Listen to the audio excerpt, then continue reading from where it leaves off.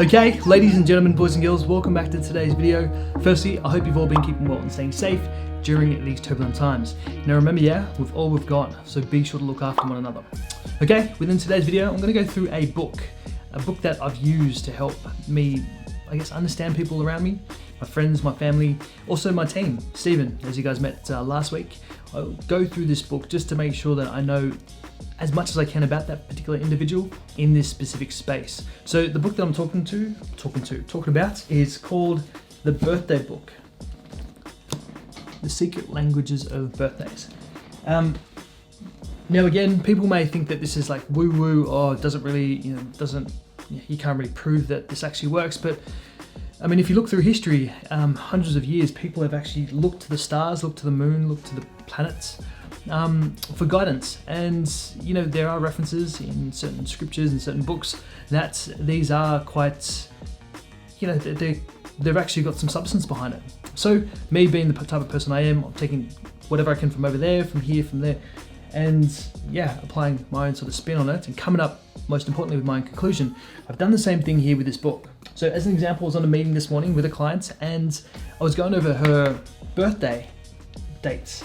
And it was quite interesting because upon reflection, both of us, we went through how we've been able to work together, the relationship that we have in a business sense, and you could see certain traits come up, whether it be conscious or subconscious, and we would reflect and go, oh wow, so you are the type of person who is a very task-oriented type of person. You're also very caring and nurturing in terms of you have very little in your circle, and again I'm referencing the person I spoke to this morning. You have very little in your circle, so to speak, but those type of people are the ones who really energize you and really allow you to play at that certain level, play at that space. So again, this client, she's doing quite well. She empowers female entrepreneurs and leaders, and it was quite uncanny that the things that were in here about her personalities, her strengths, her morals and her values aligned with, again, how she operates and how she has been operating for many years in business. Now, has she seen this book before? Absolutely not. Has she gone into this book, or at least this space before? No, not at all. But everything that we went through, it was just, yes, I understand, yes, this is the case. And again, if I were to read out my one to her and say that was her, she would probably get conflicted. And you could sort of sense, and again, if you do speak, via Zoom, or if you're in face-to-face, you can sort of sense that body language, that tonality within their voice, and see how that information resonates or how it sort of pushes them back and become a little bit apprehensive. But ultimately, that was pretty cool. And I used that instance this morning in a meeting that I had. As an example with Stephen, not only with this book here, but I use other principles that I've spoken about in other videos on me understanding that individual as best I can. Because if I can speak their language, if I can be the type of person that can connect with them really well, I can get the most out of them. And not only that, they feel satisfied and fulfilled by going through the processes. So it's up to me as a business owner to know more about not only my clients, but as well my team, and help them thrive and help them work at, their best capacity, but also making sure that they're feeling welcome and loved. Type of person I am, and this is quite consistent with my horoscope and as well my other personality types, which is within the DISC profiling, within strengths. I don't think I've done the DISC, by the way, but within the Gallup Strengths test, within the Myers-Briggs test, everything relates to me being more of a relationships type of person. Am I the best, or is my personality or profile the best for building business and becoming a 7 and 8 figure earner? Absolutely not. But what my strengths are and what I like doing is building the relationships, making sure that I don't leave anyone behind. If I do succeed with them, it's all them. It has nothing to do with me. But if we fall on our sword, then it's everything to do with me and nothing to do with them. So that's the type of person I am. And again, hopefully that shares some of my personality or transparency in who I am and what I do. But I used all sorts of tools, and this tool here specifically is pretty cool. If there's anything, I'll quickly jump over to my wow, I'm literally 2 days away as soon as I open up the book to my one. So I won't go into too much detail on my one, but I know that number 1 in my numerology, those who are born on the 19th of June are ruled by the number 1, and explains why it's 1. But this is coupled with the fact that those who are ruled by number 1 tends to be ambitious and dislikes restraint and can lead to trouble at work. It's completely true in that instance. Learning how to quiet themselves internally and externally is an important part of their spiritual growth. So I'd probably say over the last 12 to 18 months I've been conscious of that spiritual side. But beforehand, I've always had this innate feeling about something spiritual, or knowing that there is something that's more that we can explain, but I never really voiced it. But now as I step into more of myself and owning myself, I'm really starting to explore those avenues of spiritualities, which again may seem woo-woo and seem like, what's this going on? But if you do sort of let aside a lot of those beliefs that we have and become open to certain other things, then you could start to really see, you know what, maybe the narrative that we've been told our whole lives isn't just that. Now, I'm not saying if it's right or wrong, I'm just saying that there could be something within the peripheral, because if we're so focused in and narrowed in, we sort of lose perspective or lose range on what's happening in, as I said, the peripheral. So that's pretty cool. With regards to health, this is so true.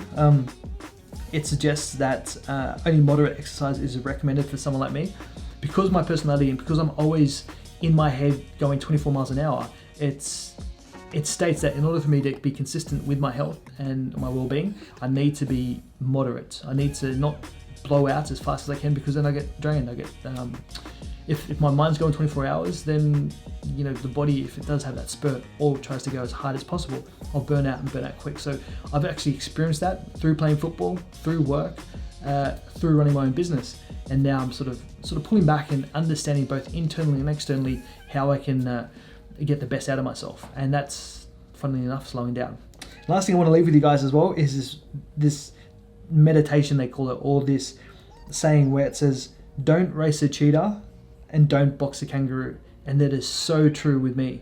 I'm the type of person that will go in on all, like even if it's at the detriment of, I guess, the goal that I'm going for. If I set my mind to something, I'm after it, I'm going for it.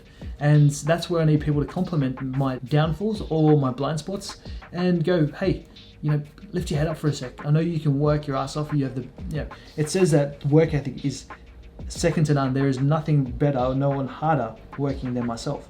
That is if I'm still in alignment with what my values and morals are, or what the end goal is. Now, if things pivot and change, I'm starting to become a lot more conscious of the fact of identifying, looking up and saying, okay, am I still on track or am I not? And yeah, also having people around me to give me those sort of cues where it's like, Rob, mate, you're probably going the wrong direction. Maybe move over this way. So that's the benefit of a team, that's the benefit of a close-knit circle, that's the benefit of understanding more of yourself, understanding the strengths and weaknesses that you have. But ultimately, the more you understand yourself, the more you can understand people. Now, without understanding yourself, there are so many things that you can get distracted with when trying to understand someone else, that you fail to listen and fail to sort of sit back, stay quiet, just take on what they say, assess it, analyze it, and then give feedback. So yeah, that is something that I've learned definitely throughout my 20s, and hopefully with this conversation I'm having with you guys today, that's something you can take away from here. Who are you? What are you about? Even invest in this book. So have that with you, especially if you have your team or if you have a client. Get to know them a lot more. Try to understand the ins and outs. Try to understand the voice that is inside their head versus the voice that you hear. And yeah, by doing that, you'll have a lot more of a meaningful and fulfilling connection than you would if it was just sort of surface level. Here's a solution to your business. I have nothing in connection with you. I have no idea who you are. I don't know what your values and morals are, but there's that transaction that happens that, in my opinion, is hollow and just is easily capable of breaking after signing the contract, after just the first 2 days working together. If you don't understand your people, if you don't understand the person that is in front of you, you're setting yourself up for disaster. Anyway, hope that's of value. I know I went on a bit of a tangent, but I really wanted to emphasize the importance of this book and how this book has helped not only myself, but also me understanding my team, myself, my clients, and everyone around me. Maybe the relationships that I have is a lot more strengthened because I take the time to go out and learn about them. Anyway, hope this is of value. If you have any questions, be sure to let me know in the comment section below. Also, I do want to thank you for staying this long around with the videos. I know that you guys have been also commenting in the comment section below, and I really appreciate it. I really also appreciate you guys sticking with us and just checking out the videos. Anyway, hope this is of value. Look forward to seeing you guys in the next video. But for now, see you later. Bye.